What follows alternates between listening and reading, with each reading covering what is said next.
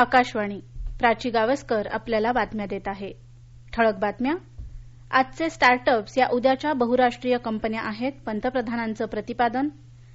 देशात कोरोना लसीकरणाच्या पहिल्या टप्प्यात मोफत लस देणार, केंद्रीय आरोग्यमंत्री डॉक्टर हर्ष वर्धन यांची घोषणा.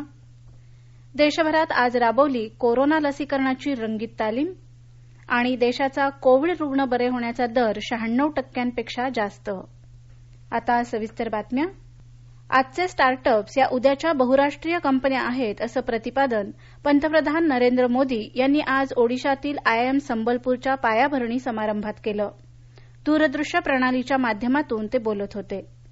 देशातील बहुतांश स्टार्टअप्स छोट्या शहरांमध्ये सुरू होत असून कृषी ते अंतराळ विज्ञानापर्यंत त्यांची व्याप्ती वाढली आहे असंही पंतप्रधान म्हणाले. हे दशक भारतात नवनव्या बहुराष्ट्रीय कंपन्यांच्या निर्माणाचं आहे. देशातील कंपन्यांच्या विकासात व्यवस्थापन तज्ज्ञांची मोठी भूमिका असते. युवकांनी आपल्या कारकिर्दीला भारताच्या आकांक्षांशी जोडून घ्यावं असं आवाहन पंतप्रधानांनी केलं. आयआयएम संबलपूर ओडिशाच्या समृद्ध वारशाचं प्रतीक ठरेल. व्यवस्थापन क्षेत्रात ओडिशाची नवी ओळख निर्माण होईल आणि ओडिशाच्या पर्यटन क्षमता वाढवण्यासाठी विद्यार्थ्यांच्या व्यवस्थापन कौशल्यांचा उपयोग होईल असा विश्वास त्यांनी व्यक्त केला.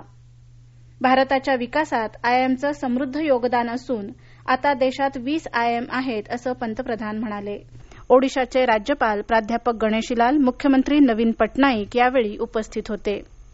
देशात कोरोनावरील लसीकरणाच्या पहिल्या टप्प्यात मोफत लस देण्यात येणार असल्याचं केंद्रीय आरोग्यमंत्री डॉक्टर हर्ष वर्धन यांनी आज नवी दिल्लीत पत्रकारांशी बोलताना सांगितलं. डॉक्टर हर्ष वर्धन यांनी आज दिल्लीत लसीकरणाची रंगीत तालीम घेण्यात आलेल्या रुग्णालयांना भेट देऊन आढावा घेतला. लसीची सुरक्षितता आणि गुणवत्ता याबाबत लोकांनी कोणत्याही अफवांवर विश्वास ठेवू नये असं आवाहनही त्यांनी केलं. लसीला मान्यता देताना सरकार कोणत्याही नियमांमध्ये तडजोड करणार नाही. पोलिओ लसीकरण मोहिमेच्या वेळीही लोकांनी लस घेण्याबाबत उदासीनता दाखवली होती, पण अखेर ही मोहीम यशस्वी झाली असंही हर्षवर्धन यांनी सांगितलं. लसीकरणाच्या पहिल्या टप्प्याच्या प्राधान्यक्रमाच्या 1 कोटी आरोग्य कर्मचारी आणि 2 कोटी अन्य कर्मचारी यांना मोफत लस दिली जाईल. जुलैपर्यंत प्राधान्यक्रमाच्या 27 कोटी कर्मचाऱ्यांना लस देण्याचा आराखडा लवकरच निश्चित केला जाईल असंही डॉक्टर हर्षवर्धन यांनी ट्विटरवर दिलेल्या संदेशात म्हटलं आहे. या लसीकरणासाठी 2000 मास्टर ट्रेनर्स तयार करण्यात आले असून सर्व राज्य आणि केंद्रशासित प्रदेशातील आरोग्य कर्मचाऱ्यांना लस हाताळणीबाबत प्रशिक्षण देण्यात आलं असल्याचंही त्यांनी सांगितलं. दरम्यान कोविड-19 वरील लसीकरणाची देशव्यापी रंगीत तालीम आज घेण्यात आली. त्याबाबत अधिक वृत्तांत आमच्या प्रतिनिधीकडून. लसीकरण प्रक्रिया राबवताना येणाऱ्या आव्हानांचा अभ्यास करणं आणि लसीकरणासाठी तयार केलेल्या कोविन या यंत्रणेची उपयुक्तता पडताळणं हा या रंगीत तालीम मागचा मुख्य उद्देश आहे. देशात प्रत्यक्ष लसीकरणाला सुरुवात करण्यापूर्वी आरोग्य मंत्रालयानं देशभरात 285 ठिकाणी ही रंगीत तालीम घेतली. सर्व राज्य आणि केंद्रशासित प्रदेशातल्या विविध 125 जिल्ह्यांमध्ये शहरी, ग्रामीण आणि दुर्गम भागातल्या आरोग्य केंद्रांमध्ये ही चाचणी घेण्यात आली. प्रत्येक राज्यानं किमान 3 ठिकाणी रंगीत तालीम घ्यावी अशा सूचना मंत्रालयानं दिल्या होत्या. महाराष्ट्रात पुणे, नागपूर, जालना, नंदुरबार या जिल्ह्यांमध्ये ही सराव चाचणी घेण्यात आली. नागपुरात मनपा आयुक्त राधाकृष्ण बी यांच्या उपस्थितीत 25 जणांवर लसीकरणाचं प्रात्यक्षिक करण्यात आलं. नंदुरबारमध्ये जिल्हा सामान्य रुग्णालय, नवापूर उपजिल्हा रुग्णालय आणि आष्टे इथल्या प्राथमिक आरोग्य केंद्रात सराव चाचणी घेण्यात आली. जालना जिल्हा रुग्णालयातही लसीकरणाची चाचणी झाली, तर पुण्यातलं औंध इथलं जिल्हा रुग्णालय, पुणे ग्रामीण भागातील माण इथलं प्राथमिक आरोग्य केंद्र आणि पिंपरी चिंचवडचं जिजामाता आरोग्य केंद्र इथं प्रत्येकी 25 अशा एकंदर 75 लोकांवर यशस्वीपणे लसीकरण चाचणी घेण्यात आली. देशात लसीकरणाचा पहिला टप्पा सुरळीतपणे पार पाडण्यासाठी आजची ही रंगीत तालीम महत्वाची ठरणार आहे. लसींच्या साठवणुकीसाठी शीतगृह, वाहतूक व्यवस्था, गर्दींचं व्यवस्थापन, प्रशिक्षित आरोग्य अधिकारी कर्मचाऱ्यांची नेमणूक अशा अनेक गोष्टींची चाचणी आज घेण्यात आली. याआधी पंजाब, आसाम, आंध्र प्रदेश आणि गुजरातमध्ये अशा प्रकारची रंगीत तालीम घेण्यात आली. देशात पहिल्या टप्प्यात प्राधान्यक्रम असलेल्या गटातल्या लोकांना ही लस मोफत दिली जाणार आहे. पहिल्या टप्प्यात 1 कोटी आरोग्य कर्मचारी आणि 2 कोटी आघाडीच्या कोविड योद्ध्यांना लस दिली जाणार आहे. आकाशवाणीच्या बातम्यांसाठी नवी दिल्लीहून अनुपमा मिश्रा आणि सुपर्णा सैकिया यांच्यासह प्रिया बेल्हेकर, पुणे. देशात उपचार घेत असलेल्या कोविड रुग्णांची संख्या सातत्यानं कमी होत असून सध्या 2,50,183 रुग्ण उपचार घेत आहेत. दररोज नव्यानं आढळणारी रुग्णसंख्याही 20,000च्या खाली आली आहे. देशात रुग्ण बरे होण्याच्या दरात सुधारणा होत हा दर आता 96.12% झाला आहे. 99 लाखांहून अधिक लोक कोरोनामुक्त झाले आहेत. आज सकाळी संपलेल्या 24 तासात 22,926 रुग्ण बरे होऊन घरी परतले. देशाचा कोविड मृत्यूदर 1.45% असून काल दिवसभरात देशात कोविडमुळे 224 जणांच्या मृत्यूची नोंद झाली. ब्रिटनमध्ये आढळलेल्या नव्या रचनेच्या कोरोना विषाणूचं पृथक्करण आणि विश्लेषण करण्यात भारतानं यश मिळवलं आहे. राष्ट्रीय विषाणू विज्ञान संस्थेत हे संशोधन यशस्वीरित्या पूर्ण झाल्याची माहिती भारतीय वैद्यकीय संशोधन परिषदेनं अर्थात ICMRनं दिली आहे. आतापर्यंत कोणत्याही देशानं या SARS-CoV-2चे विश्लेषण करण्यात यश आल्याचं जाहीर केलेलं नाही. भारतीय वैद्यकीय संशोधन परिषदेनं दिलेल्या माहितीनुसार कोविड-19ची साथ पसरण्याच्या सुरुवातीच्या टप्प्यातच या आजाराचा कारक असलेल्या SARS-CoV-2 या विषाणूचा देशातील विविध प्रयोगशाळांमध्ये शोध घेण्यात आला होता. आता ब्रिटनमधून आलेल्या नव्या रचनेच्या विषाणूची लागण झालेल्या रुग्णांचे नमुने घेऊन या विषाणूची रचना, लक्षणं जाणून घेण्यात भारताला यश आलं आहे, असं ICMRनं म्हटलं आहे.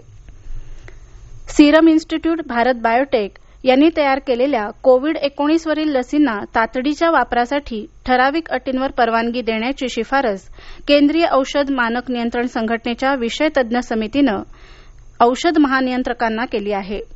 तसंच कॅडिलाच्या लसीला 3ऱ्या टप्प्यातील क्लिनिकल चाचण्यांना परवानगी देण्याची शिफारसही करण्यात आली आहे. हे राष्ट्रीय बातमीपत्र आपण आकाशवाणीच्या पुणे केंद्रावरून ऐकत आहात. या बातम्या आपण न्यूज ऑन AIR या ऍपवर देखील ऐकू शकता. ताज्या अपडेट्ससाठी आपण आम्हाला फॉलो करू शकता. आमचं Twitter handle @AIRNews Pune, Facebook page All India Radio news Pune आणि Marathi news Pune All India Radio या आमच्या युट्यूब चॅनलवर. उत्तर प्रदेशातील जनतेला येत्या मकर संक्रांतीला कोविड-19 वरील लस उपलब्ध होईल असं आज उत्तर प्रदेशचे मुख्यमंत्री योगी आदित्यनाथ यांनी जाहीर केलं. आकाशवाणी लखनौ केंद्राच्या प्रतिनिधीनं दिलेल्या माहितीनुसार आज गोरखपूर इथं वकिलांच्या एका कार्यक्रमात त्यांनी ही घोषणा केली. यावेळी बोलताना आदित्यनाथ म्हणाले, गेल्या वर्षी मार्चमध्ये देशानं पंतप्रधान नरेंद्र मोदी यांच्या नेतृत्वाखाली कोरोनाच्या विषाणूशी लढा सुरू केला आणि या वर्षाच्या सुरुवातीला लसीकरणाची रंगीत तालीम सुरू झाली आहे. 5 जानेवारीला राज्यात लसीकरणाची रंगीत तालीम घेण्यात येणार असून मकर संक्रांतीला लस उपलब्ध होईल असा विश्वास आहे. लखनौला 6 केंद्रांमध्ये आज लसीकरण रंगीत तालीम घेण्यात आली. पूर्व लडाखमधील सैन्य माघारीबाबत भारत आणि चीन दरम्यान 9वी लष्कर कमांडर पातळीवरील चर्चेची फेरी आयोजित करण्याबाबत चर्चा सुरू असल्याचं चीनच्या संरक्षण मंत्रालयाचे प्रवक्ते कर्नल तान केफई यांनी पत्रकार परिषदेत सांगितलं. दरम्यान याआधी झालेल्या 8व्या फेरीत दोन्ही देशांनी परस्पर संवाद सुरू ठेवण्यासाठी सीमेवरील आमने सामने असणाऱ्या सैन्यांच्या तुकड्या माघारी बोलावण्यावर भर दिला होता. सध्या सीमा भागातील स्थिती स्थिर असल्याचंही त्यांनी संरक्षण मंत्रालयाच्या वेबसाईटवर म्हटलं आहे. लष्करी आणि राजनैतिक पातळीवरील चर्चेद्वारे भारताशी संवाद चालू ठेवण्याची चीनची इच्छा असल्याचंही कर्नल तान केफई यांनी सांगितलं. सेवा बजावताना शारीरिक अपंगत्व आल्यास आणि त्यावर मात करून ते सेवेत कायम राहिल्यास देण्यात येणारी भरपाई सर्वच केंद्र सरकारी कर्मचाऱ्यांना लागू करण्याचा निर्णय केंद्र सरकारनं काल जाहीर केला. कर्मचारी, सार्वजनिक तक्रारी आणि निवृत्तीवेतन विभागाचे केंद्रीय राज्यमंत्री डॉ. जितेंद्र सिंह यांनी ही घोषणा केली. विशेषतः केंद्रीय राखीव पोलीस दल, सीमा सुरक्षा दल आणि केंद्रीय औद्योगिक सुरक्षा दलांमध्ये कठीण परिस्थितीत काम करावं लागत असल्यानं या दलांमधल्या तरुण जवानांच्या दृष्टीनं नवीन घोषणा लाभदायी ठरेल असं जितेंद्र सिंह यांनी नमूद केलं. पंतप्रधान नरेंद्र मोदी यांच्या नेतृत्वाखालील सरकार नियम सोपे करण्यासाठी सर्व प्रकारचे प्रयत्न करत असल्याचं त्यांनी स्पष्ट केलं. केंद्र सरकारनं आणलेले 3 नवे कृषी कायदे शेतकऱ्यांच्या हिताचेच असल्याचं मध्य प्रदेशचे मुख्यमंत्री शिवराजसिंग चौहान यांनी आज महाराष्ट्रातील नाशिक जिल्ह्यातील त्र्यंबकेश्वर इथं पत्रकारांशी बोलताना सांगितलं. पंतप्रधान नरेंद्र मोदी यांच्या नेतृत्वाखालील सरकार शेतकऱ्यांचं हित जपण्यासाठी कटिबद्ध आहे. नव्या शेतकरी कायद्याबाबत काही राजकीय पक्ष शेतकऱ्यांमध्ये गैरसमज पसरवत आहेत. कृषी उत्पन्न बाजार समित्या बंद करण्यात येणार नाहीत, तसंच कंत्राटी शेतीमध्ये शेतकऱ्यांना अधिक पैसा मिळणार आहे. 4 जानेवारीला शेतकरी आणि केंद्रीय कृषी मंत्री यांच्यात होत असलेल्या चर्चेत या प्रश्नावर नक्कीच तोडगा निघेल असा विश्वास शिवराजसिंग चौहान यांनी व्यक्त केला. भारतीय रेल्वेनं गेल्या वर्षीच्या डिसेंबर महिन्यात उच्चांकी मालवाहतूक केली असून यातून रेल्वेला चांगलं उत्पन्न देखील मिळालं आहे. डिसेंबरमध्ये रेल्वेनं 10,88,00,000 टनांपेक्षा जास्त मालवाहतूक केली. हे प्रमाण 2019 या वर्षीच्या डिसेंबर महिन्याच्या तुलनेत 8.5% जास्त आहे. या काळात मालवाहतुकीतून रेल्वेला 11,788 कोटींपेक्षा जास्त उत्पन्न मिळालं आहे. हे उत्पन्न त्या आधीच्या वर्षीच्या याच काळातल्या उत्पन्नाच्या तुलनेत सुमारे 7% जास्त आहे. डिसेंबर 2020 मध्ये रेल्वेनं 5,06,70,000 टन कोळसा, 1,53,10,000 टन पोलाद, 61,30,000 टन अन्नधान्य, 52,30,000 टन खतं, 43 लाख टन खनिज तेल आणि 74,60,000 टन सिमेंटची वाहतूक केली आहे. मालवाहतुकीला चालना देण्यासाठी रेल्वेनं अनेक सवलतीही दिल्या होत्या. महाराष्ट्र पोलीस दलानं हरवलेल्या व्यक्तींचा शोध घेण्यासाठी 1 डिसेंबर ते 31 डिसेंबर या कालावधीत ऑपरेशन मुस्कान ही मोहीम राबवली होती. या अंतर्गत महाराष्ट्रातल्या अहमदनगर जिल्ह्यात पोलिसांनी एकंदर 1,088 जणांचा शोध घेतला.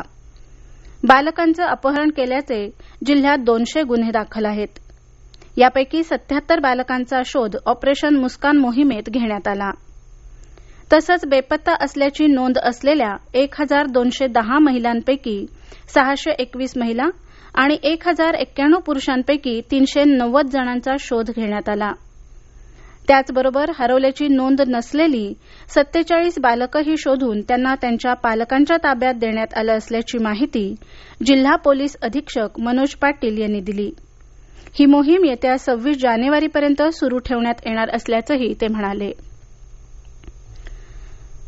पंतप्रधान नरेंद्र मोदी हे एक दूरदर्शी नेता असून त्यांच्या लोकप्रियतेचा आलेख सातत्यानं नवी उंची गाठत असल्याचं केंद्रीय मंत्री प्रकाश जावडेकर यांनी आज नवी दिल्लीत पत्रकारांशी बोलताना सांगितलं.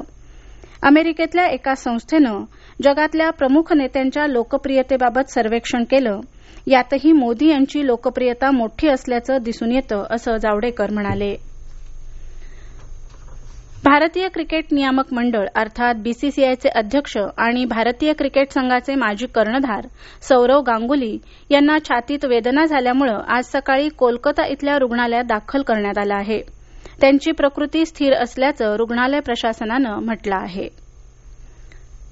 महाराष्ट्रातल्या लोककलांचा इतिहास, जडणघडण, लोककलांचे पूर्वीचे आणि आजचे स्वरूप यावर प्रकाश टाकणारी लोककला रंग ही संवाद मालिका राज्याच्या सांस्कृतिक कार्य संचालनालयाच्या फेसबुक पेज आणि युट्यूब वाहिनीवरून प्रसारित करण्यात येणार असल्याची माहिती सांस्कृतिक कार्य मंत्री अमित देशमुख यांनी आज दिली. केंद्रीय सांस्कृतिक मंत्रालय आणि राज्य सांस्कृतिक कार्य विभाग यांच्या वतीनं 4 ते 11 जानेवारी दरम्यान दररोज संध्याकाळी 7 वाजता सांस्कृतिक कार्य संचालनालयाच्या फेसबुक पेज आणि युट्यूब चॅनलवरून हा कार्यक्रम प्रसारित होणार आहे. शेवटी पुन्हा ठळक बातम्या. आजचे स्टार्टअप्स या उद्याच्या बहुराष्ट्रीय कंपन्या आहेत, पंतप्रधानांचं प्रतिपादन. देशात कोरोना लसीकरणाच्या पहिल्या टप्प्यात मोफत लस देणार केंद्रीय आरोग्यमंत्री डॉक्टर हर्षवर्धन यांची घोषणा.